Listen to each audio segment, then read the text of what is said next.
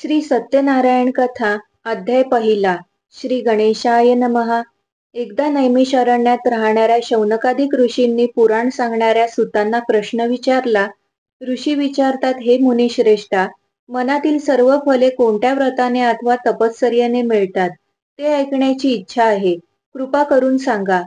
सूत सांगतात, मुनी हो, नारदांनी हाच प्रश्न भगवान महाविष्णूंना विचारला. त्यावेळी विष्णूंनी नारदांना जे सांगितले तेच मी तुम्हाला सांगतो, शांत चित्ताने ऐका. एकदा महायोगी नारद मुनी जनतेवर दया करावी अशा विचाराने अनेक लोकांत फिरत असताना मनुष्य लोकांत आले आणि मनुष्य लोकात आपल्या पूर्वकर्माप्रमाणे अनेक योनीमध्ये जन्म घेऊन अनंत प्रकारची दुःखे सर्व लोक भोगीत आहेत असे पाहून कोणत्या साधनांनी त्यांची दुःखे नाहीशी होतील हा विचार करून नारद मुनी वैकुंठात गेले. वैकुंठात गेल्यावर त्यांना चारही हातात शंख, चक्र, गदा व कमळ धारण केलेले व पायांपर्यंत रुळणारी वनमाळा गळ्यात घातलेल्या स्वच्छ वर्णाच्या श्री हरी विष्णू नारायण भगवंतांना पाहून त्यांची स्तुती करायला त्यांनी आरंभ केला. नारदजी म्हणाले, ज्यांचे स्वरूप, वाणी व मन ज्यांना न कळणारे आहे व जे अनंत शक्तिशाली आहेत, जे उत्पत्ती, मध्य व नाश यांनी रहित आहेत, मूळचे निर्गुण आहेत व जगाच्या आरंभकाळी जे 3 गुणांचा स्वीकार करतात व जे सर्वांचे मूळ कारण असून भक्तांची दुःखे नाहीशी करणाऱ्या नारायणांना माझा नमस्कार असो. नारद मुनींनी केलेली स्तुती ऐकून भगवान विष्णूंनी नारदांना जवळ बोलवले व म्हणाले, मुनिवरा, आपण कोणत्या कामासाठी आलात? तुमच्या मनात नेमके काय आहे ते मला सांगावे, मी त्याचे समर्पक उत्तर देईन. नारद म्हणाले, हे भगवंता, मृत्यूलोकातील सर्व लोक आपण केलेल्या पापकर्माप्रमाणे अनेक योनीमध्ये जन्म घेऊन विविध प्रकारची दुःखे भोगीत आहेत. हे भगवंता, आपली कृपा जर माझ्यावर असेल तर या सर्व दुःखी लोकांची सर्व दुःखे लहान अशा कोणत्या उपायाने नाहीशी होतील ते कृपा करून मला सांगा. माझी हे ऐकण्याची इच्छा आहे. भगवान म्हणतात, हे नारदा, लोकांवर कृपा करण्याच्या हेतूने जो तुम्ही प्रश्न विचारलात तो फारच सुंदर आहे. म्हणून जे व्रत केल्याने जीवाची सर्व दुःखे नाहीशी होतात ते व्रत मी सांगतो, ते तू श्रवण कर. हे वत्सा नारदा, तुझ्यावर माझे प्रेम असल्यामुळे स्वर्गलोकात किंवा मनुष्य लोकात आजपर्यंत कोणालाही माहीत नसलेले व महापुण्यकारक असे व्रत आज मी तुला सांगतो. या व्रताला सत्यनारायण व्रत असे म्हणतात. हे व्रत विधीपूर्वक केले असता व्रत करणारा मनुष्य यालोकी सर्व काळ सुख भोगून शेवटी आनंदरूपी मोक्षपदात जातो. भगवान विष्णूंचे भाषण ऐकून नारद मुनी विष्णूंना म्हणाले, हे नारायणा, या व्रताचे फल काय, याचा विधी काय व हे व्रत पूर्वी कोणी केले होते ते सर्व विस्तार करून मला सांगा. त्याचप्रमाणे व्रत कोणत्या काली करावे तेही सांगा. हे नारदाचे भाषण ऐकून भगवान म्हणाले, नारदा, हे व्रत दुःख, शोक यांचा नाश करणारे असून धनधान्य यांची समृद्धी करणारे आहे. तसेच सौभाग्य व संतती देणारे, सर्व कार्यात विजयी करणारे हे व्रत आहे. हे व्रत भक्ती व श्रद्धा यांनी युक्त होऊन ब्राह्मण व बांधव यांसह धर्मावर निष्ठा ठेवून प्रदोषकाळी सत्यनारायणाचे पूजन करावे. केळी, दूध, शुद्ध तूप, साखर, गव्हाचा रवा यांचा केलेला प्रसाद भक्तियुक्त अंतःकरणाने सत्यनारायणाला अर्पण करावा. गव्हाचा रवा न मिळाल्यास तांदळाचा रवा घ्यावा. साखर न मिळाल्यास गूळ घ्यावा. वरील सर्व वस्तू सव्वा या प्रमाणात एकत्र करून त्यांचा प्रसाद सत्यनारायणाला अर्पण करावा. आपले बांधव व मित्र यांसह सत्यनारायणाची कथा ऐकून ब्राह्मणाला दक्षिणा द्यावी व नंतर सत्यनारायणासमोर गायन व नृत्य करावे. ही पूजनादी सर्व कृत्य पवित्र देवालयात करून सत्यनारायणाचे स्मरण करीत घरी यावे किंवा आपल्या घरी देवघरात पवित्र ठिकाणी पूजा करावी. सांगितल्याप्रमाणे भक्तिभावाने हे व्रत केले असता मनुष्याच्या सर्व इच्छा पूर्ण होतात. कलियुगात सर्व जीवांना दुःख नाशाचा हाच एक सोपा उपाय आहे. सत्यनारायण कथेतील प्रथम अध्याय या ठिकाणी पूर्ण झाला. हरये नमः. श्री सत्यनारायण कथा अध्याय दुसरा. भगवान म्हणाले, नारदा, हे व्रत पूर्वी कोणी केले होते ते सांगतो, ते लक्षपूर्वक ऐक. सुंदर अशा काशी नगरीत एक दरिद्री ब्राह्मण राहत होता. भूक व तहान यांनी पीडित होऊन तो ब्राह्मण पृथ्वीवर रोज फिरत असे. आचारनिष्ठ व धार्मिक ब्राह्मणांवर कृपा करणारा भगवान त्या दुःखी ब्राह्मणाला पाहून भगवंतांनी वृद्ध ब्राह्मणाचे रूप घेतले व काशी नगरातल्या त्या ब्राह्मणाला प्रश्न विचारला, हे ब्राह्मणा, तू दुःखी होऊन दररोज पृथ्वीवर कशासाठी फिरतोस? ते सर्व ऐकण्याची माझी इच्छा आहे. हे ब्राह्मण श्रेष्ठा, ते तू मला सांग. हे वृद्ध ब्राह्मण रूपी भगवंतांचे भाषण ऐकून तो ब्राह्मण म्हणाला, मी अतिदरिद्री ब्राह्मण आहे. मी भिक्षा मागण्यासाठी रोज पृथ्वीवर फिरतो. हे भगवंता, दारिद्र्य नाहीसे करण्याचा एखादा उपाय आपणास माहीत असेल तर तो कृपा करून मला सांगा. असे ब्राह्मणाचे भाषण ऐकून भगवान म्हणाले, सत्यनारायण नावाचा विष्णू सर्वांच्या सर्व इच्छा पूर्ण करून मनातील फल देणारा आहे. जे व्रत केले असता मनुष्य सर्व दुःखांतून मुक्त होतो, त्या सत्यनारायणाचे पूजनात्मक उत्तम व्रत तू कर. त्यानंतर ब्राह्मणाला पूजनाचे सर्व विधान सांगून सत्यनारायण प्रभू तिथेच गुप्त झाले. वृद्ध ब्राह्मणाने सांगितलेले व्रत मी अवश्य करीन असा ध्यास त्या दरिद्री ब्राह्मणाला लागल्यामुळे त्याला रात्री निद्रा लागली नाही. नंतर तो ब्राह्मण सकाळी उठून मी आज सत्यनारायणाचे व्रत करीन असा मनाशी निश्चय करून गावात भिक्षा मागण्यासाठी गेला. त्याच दिवशी त्या ब्राह्मणाला खूप पैसा मिळाला व त्याने पूजनाची सर्व तयारी करून आपल्या बांधवांसह सत्यनारायणाचे पूजन केले. नंतर तो दरिद्री ब्राह्मण या सत्यनारायण व्रतामुळे सर्व दुःखांतून मुक्त झाला व धनधान्यांनी समृद्ध होऊन आनंदी झाला. त्यावेळेपासून तो ब्राह्मण प्रत्येक महिन्याला सत्यनारायण व्रत करू लागला व या व्रतामुळे सर्व पापांतून मुक्त होऊन अंती दुर्लभ अशा मोक्षाला गेला. ब्राह्मण हो, ज्यावेळी हे सत्यनारायण व्रत जो कोणी मनुष्य भक्तिभावाने करेल त्यावेळी त्याचे सर्व दुःख नाहीसे होईल. नैमिषारण्यात सूत म्हणाले, मुनी हो, याप्रमाणे नारायण भगवंताने नारदांना सत्यनारायणाचे व्रत सांगितले तेच मी तुम्हाला सांगितले. अन्य काय सांगू? ऋषी पुन्हा विचारतात, त्या ब्राह्मणापासून हे व्रत कोणी ऐकले व नंतर कोणी प्रत्यक्ष हे व्रत केले ते सर्व ऐकण्याची आमची इच्छा व श्रद्धा आहे. तरी ते कृपा करून आम्हाला सांगावे. सूत म्हणतात, मुनी हो, हे व्रत पृथ्वीवर कोणी केले ते सांगतो. हे लक्षपूर्वक ऐका. एकदा हा ब्राह्मण आपल्या वैभवाप्रमाणे आपले बांधव व इष्टमित्र यांसह आनंदाने व भक्तीने हे व्रत करीत असताना लाकडे विकणारा मोळी विक्या त्या ठिकाणी आला. तो मोळी विक्या तहानेने व्याकुळ झालेला असल्यामुळे मस्तकावरील मोळी बाहेर ठेवून ब्राह्मणाच्या घरी गेला व तो व्रत करीत आहे असे पाहून त्याला नमस्कार केला व विचारले, महाराज, आपण काय करीत आहात व हे व्रत केल्याने काय फळ मिळते ते विस्तारपूर्वक सांगा. ब्राह्मण म्हणाला, सर्व इच्छा पूर्ण करणारे असे हे सत्यनारायणाचे व्रत आहे. त्यांच्याच कृपा प्रसादाने मला पुष्कळ धनधान्य मिळाले. नंतर त्या मोळी विक्याने हे व्रत समजून घेतले व अंती आनंदाने प्रसाद भक्षण करून पाणी पिऊन शहरात मोळी विकण्यासाठी गेला. सत्यनारायणाचे चिंतन करीत लाकडाची मोळी मस्तकावर घेऊन या गावात लाकडे विकून जे द्रव्य मिळेल त्या द्रव्याने मी सत्यनारायणाचे उत्तम पूजन करीन असा मनाशी निश्चय त्याने केला व धनिक लोक ज्या नगरात राहत होते तिथे तो गेला व त्या दिवशी त्याला दुप्पट द्रव्य मिळाले. नंतर त्याने आनंदी अंतःकरणाने उत्तम पिकलेली केळी, साखर, तूप, दूध, गव्हाचा रवा, सव्वा या प्रमाणात खरेदी करून आपल्या घरी आला व आपले बांधव व इष्टमित्र यांना बोलून विधियुक्त रीतीने यथासांग सत्यनारायणाचे पूजन केले. या सत्यनारायण व्रताच्या प्रभावाने तो मोळी विक्या धनधान्य व पुत्र इत्यादी संपत्तीने युक्त झाला व या लोकात सुख भोगून शेवटी सत्यनारायण प्रभूंच्या लोकी गेला. या ठिकाणी सत्यनारायण कथेतील दुसरा अध्याय पूर्ण झाला. हरये नमः. श्री सत्यनारायण कथा अध्याय 3. सूत सांगतात, ऋषी हो, याविषयी आणखीन एक कथा सांगतो, ती ऐका. पूर्वी या पृथ्वीवर उल्कामुख नावाचा एक सार्वभौम्य राजा होता. तो राजा जितेंद्रिय व सत्य बोलणारा, भक्तिमान व बुद्धिमान होता. तो देवळात जाऊन प्रत्येक दिवशी ब्राह्मणांना द्रव्य देऊन संतुष्ट करीत असे. त्याची भार्या पतिव्रता, सुंदर वदना व अत्यंत रूपवान होती. एके दिवशी तो राजा त्याच्या पत्नीसह नदीच्या तीरावर सत्यनारायणाचे पूजन करीत होता.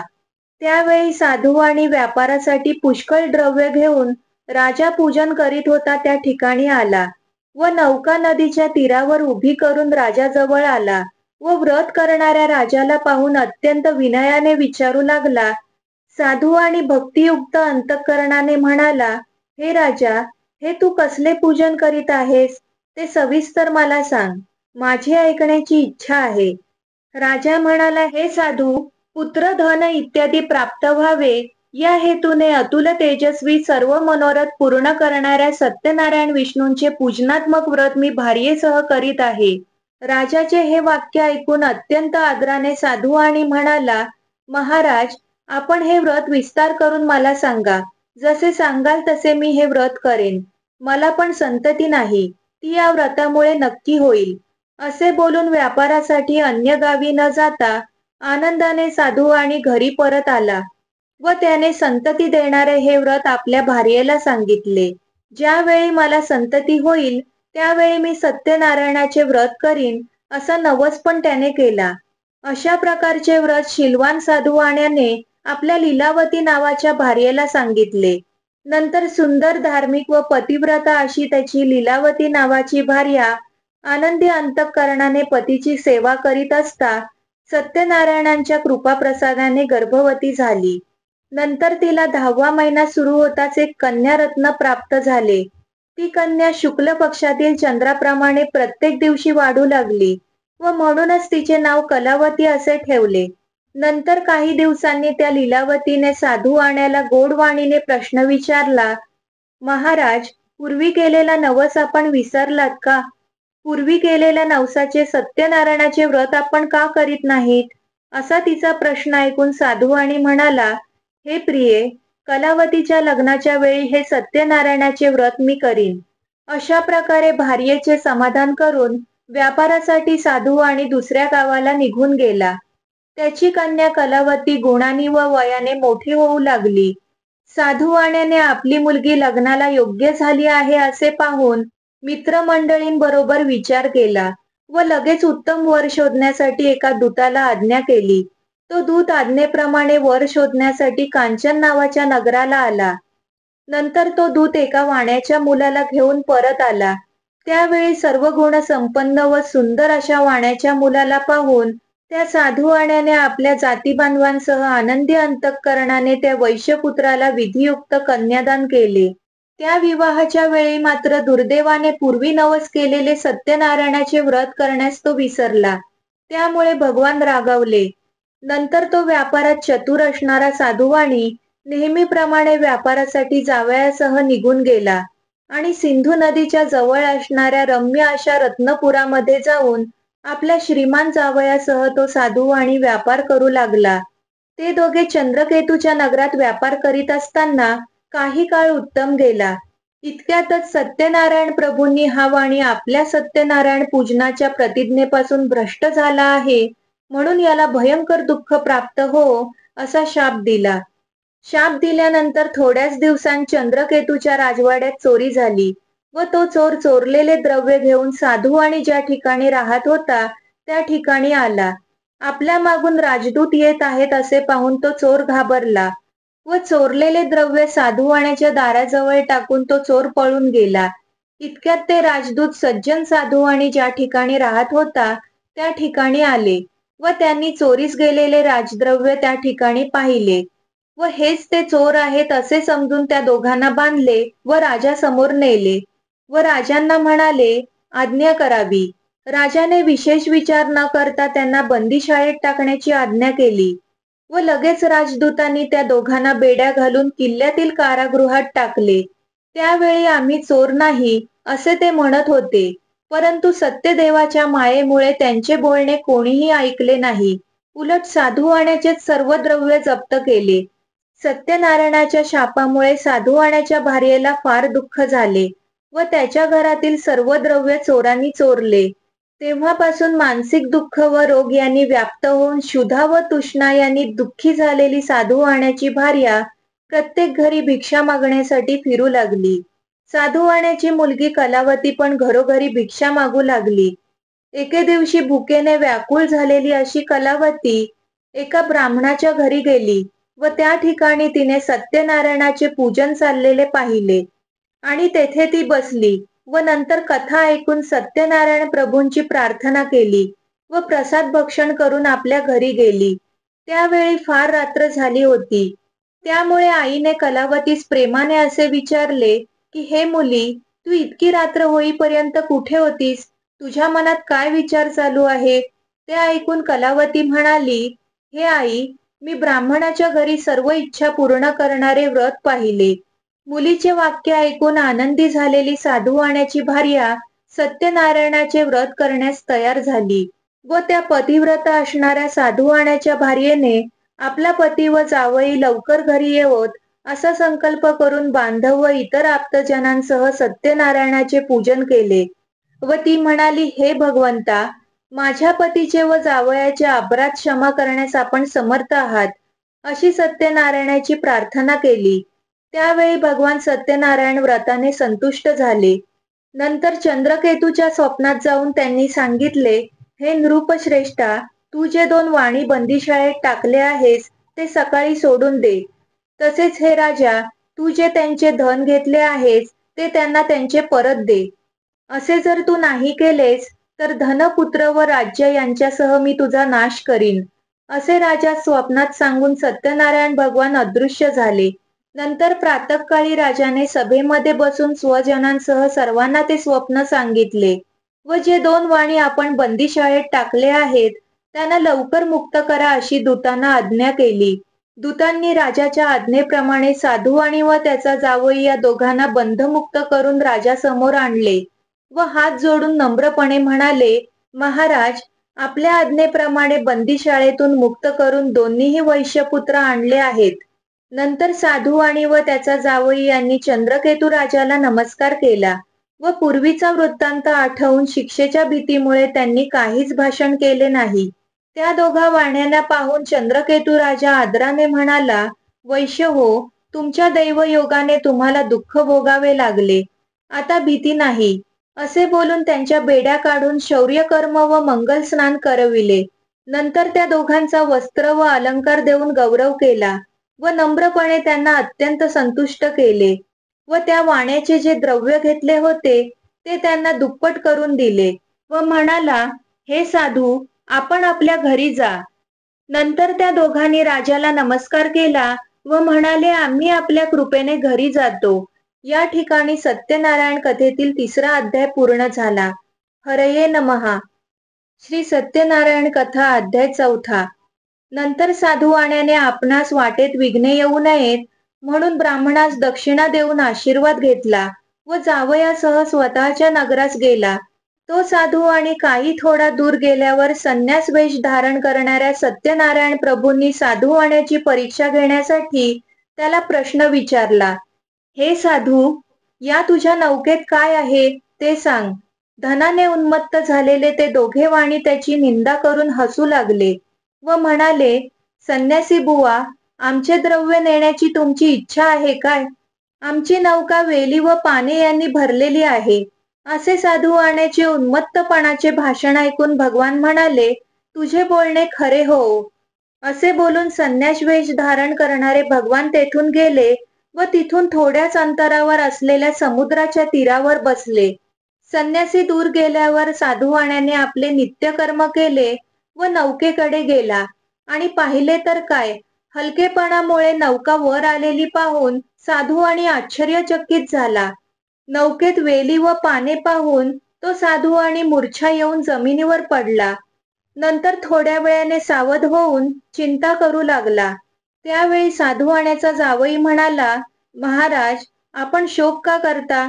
संन्याशाने जो आपणास शाप दिला आहे त्यामुळेच हा सर्व प्रकार घडला आहे.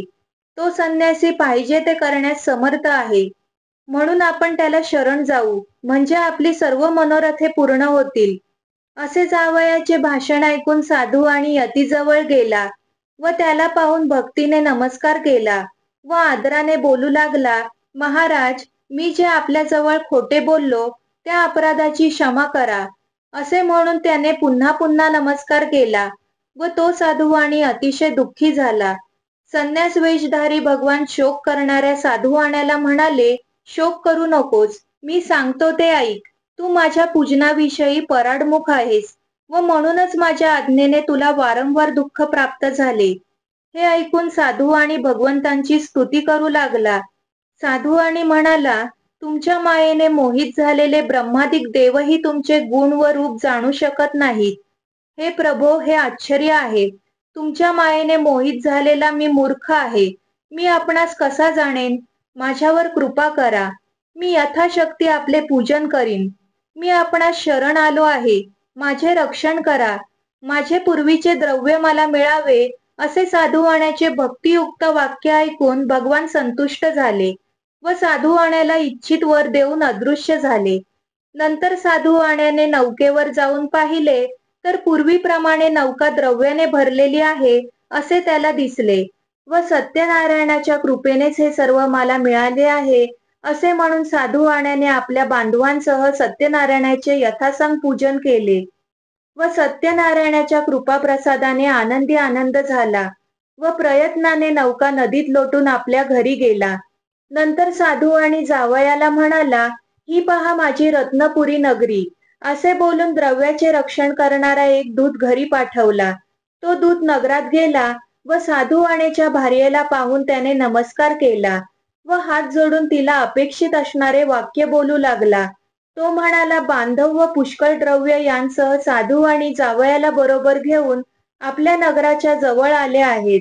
असे दूताचे वाक्य ऐकून आनंदी झालेल्या साधूवाणेच्या भार्येने मुलीला सत्यनारायणाची पूजा कर असे सांगितले व स्वतः लगेच पती दर्शनासाठी गेली.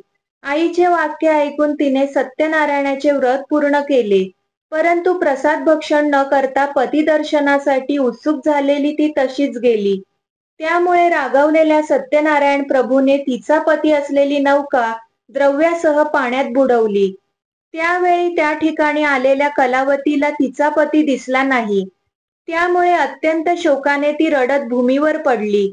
बुडालेली नौका व त्यामुळे दुःखी झालेली आपली कन्या हे पाहून भयभीत अंतःकरणाने साधू आणि नावाड्यांसह हा काय चमत्कार आहे असे म्हणून विचार करू लागला. नंतर लीलावती आपल्या कन्येची ती अवस्था पाहून दुःखी झाली व आक्रोश करून आपल्या पतीला म्हणाली, अहो, एवढ्या थोड्या अवधीत नौकेसह कलावतीचा पती कसा अदृश्य झाला? कोणत्या देवाच्या अवकृपेने हे झाले मला हे समजत नाही. नंतर तिने आपल्या मुलीला पोटाशी धरले व रडू लागली. इतक्यात पती नाहीसा झाल्याने दुःखी झालेल्या कलावतीने पतीच्या पादुका घेऊन सती जाण्याचा निश्चय केला. धार्मिक व सज्जन असा तो साधू आणि भार्येसह मुलीचे अशा प्रकारचे चरित्र पाहून अतिशोकाने संतप्त झाला व सत्यनारायणानेच नौका नाहीशी केली असेल, कारण त्याच्या मायेने मी मुग्ध झालो आहे. नंतर सर्वांना बोलवून साधूवाण्याने माझे मनोरथ पूर्ण झाल्यास मी सत्यनारायणाचे पूजन करीन असे सर्वांना सांगितले आणि सत्यनारायणाला पुन्हा पुन्हा साष्टांग नमस्कार घातले. तेव्हा दिनांचे रक्षण करणारे सत्यनारायण संतुष्ट झाले व भक्तप्रेमी भगवान आकाशवाणीने म्हणाले, हे साधू, तुझी कन्या प्रसादाचा त्याग करून आपल्या पतीच्या दर्शनासाठी आली आहे, म्हणून तिचा पती अदृश्य झाला. हे साधू, ही तुझी कन्या जर घरी जाऊन प्रसाद भक्षण करून येईल तर तिचा पती तिला प्राप्त होईल, यात शंका नाही. कलावतीने घरी जाऊन प्रसाद भक्षण केला आणि पुन्हा येऊन पाहते तर तिला तिचा पती स्वजनांसह तिच्या दृष्टीस पडला. नंतर कलावती आपल्या पित्यास म्हणाली, आता लवकर घरी चला, उशीर का करता? मुलीचे हे वाक्य ऐकून तो साधू आणि अतिशय आनंदी झाला व त्याने यथाविधी सत्यनारायणाचे पूजन केले व नंतर तो साधू आणि धन व बांधव यांच्यासह आपल्या घरी गेला व प्रत्येक पौर्णिमा व संक्रांत या दिवशी सत्यनारायणाचे पूजन करून या लोकी सुखी झाला व शेवटी सत्यनारायण प्रभूंच्या सत्यलोकात गेला. या ठिकाणी सत्यनारायण कथेतील 4था अध्याय पूर्ण झाला. हरये नमः. श्री सत्यनारायण कथा अध्याय 5वा. सूत सांगतात, मुनी हो, आणखीन एक कथा सांगतो, ती श्रवण करा. पूर्वी अंगध्वज नावाचा एक राजा प्रजेचे पालन करण्याविषयी अतितत्पर होता. त्याने प्रसादाचा त्याग केल्यामुळे त्याला अतिदुःख प्राप्त झाले. ते असे, तो राजा एकदा अरण्यातून सिंह, वाघ इत्यादी प्राण्यांना मारून वडाच्या झाडाजवळ आला, तर त्या ठिकाणी गवळी लोक आपल्या बांधवांसह भक्तियुक्त अंतःकरणाने सत्यनारायणाचे पूजन करीत आहेत असे राजाला दिसले. परंतु राजा हे सर्व पाहूनही त्या ठिकाणी गेला नाही व त्याने सत्यनारायण भगवंतास नमस्कारही केला नाही. तरी सुद्धा गवळी लोकांनी सत्यनारायणाचा प्रसाद राजापुढे आणून ठेवला व नंतर भक्तिभावाने सर्व गोप बांधवांसह प्रसाद भक्षण केला व आनंदी झाले. राजा मात्र प्रसादाच्या त्यागामुळे अतिदुःखी झाला. त्या राजाची 100 मुले व धनधान्याधिक सर्व संपत्ती नाश पावली. हे सर्व सत्यनारायणाच्या अवकृपेनेच झाले असेल असे राजाला वाटले व ज्या ठिकाणी गोपांनी सत्यनारायणाचे पूजन केले होते त्या ठिकाणी जाण्याचा निश्चय राजाने केला. नंतर तो राजा गवळी लोकांच्या जवळ गेला व त्यांच्यासह भक्ती व श्रद्धेने युक्त होऊन यथाविधी सत्यनारायणाचे पूजन केले. त्यामुळे हा अंगध्वज राजा धन, पुत्र इत्यादी ऐश्वर्याने संपन्न झाला व या लोकात सुखी होऊन शेवटी वैकुंठ लोकात गेला. हा सर्व लाभ सत्यनारायणाच्या पूजेमुळे झाला, म्हणून सर्वांनी सत्यनारायणाचे पूजन अवश्य करावे. जो कोणी अतिदुर्लभ असे सत्यनारायणाचे व्रत करतो व फल देणारी अशी कथा भक्तिभावाने श्रवण करतो, त्याला सत्यनारायणाच्या कृपेने धनधान्याधिक सर्व वस्तूंचा लाभ होतो व जो दरिद्री असेल त्याला द्रव्य मिळते व जो बंधनात पडलेला असेल तो बंधनमुक्त होतो. जो भयभीत झालेला असेल तो सत्यनारायणाच्या पूजेमुळे भीतीपासून मुक्त होतो. इच्छित संपूर्ण ऐश्वर्य यालोकी भोगून अंती सत्यनारायणाच्या वैकुंठात जातो. ऋषी हो, जे व्रत केले असता मनुष्य सर्व दुःखांतून मुक्त होतो ते हे सत्यनारायणाचे व्रत मी तुम्हाला सांगितले. विशेष करून कलियुगात सत्यनारायणाची पूजा फल देणारी आहे. या देवाला कोणी काल, कोणी ईश, कोणी सत्यदेव, कोणी सत्यनारायण असे म्हणतात. नाना रूपे धारण करून सर्व भक्तांच्या इच्छा पूर्ण करणारा असा भगवान कलियुगात सत्यनारायण व्रत रूपी होईल. मुनिश्रेष्ठ हो, जो कोणीही सत्यनारायणाची कथा पठण करील किंवा श्रवण करील त्यांची सर्व पापे श्री सत्यनारायणाच्या कृपेने नाहीशी होतील. या ठिकाणी श्री सत्यनारायण कथेतील 5वा अध्याय संपूर्ण झाला. हरये नमः.